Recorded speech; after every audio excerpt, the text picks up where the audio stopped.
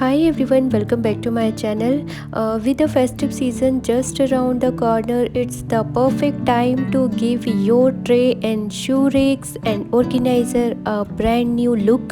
Today we will show you how to revamp them using festive oil paints. Let's get started. First, make sure to clean the surface of your tray, shoe rake and organizer thoroughly.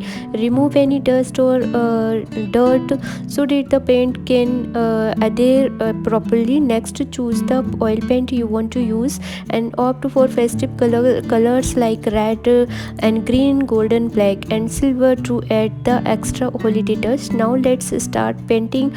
Take a small brush and apply the first coat of paint onto the tray, shoe rakes and organizer. Make even strokes and be carefully not to apply too much paint at once. Once the first coat is dry, apply a second coat for better coverage.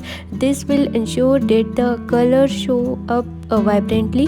To add a little flair, you can also consider incorporating some festive designs. Use stencils or freehand to create pattern, or even paint some holiday themes motif. Get creative and make it unique. Allow the paint to dry completely before moving on the next step. This will ensure that the color don't smudge or mix together.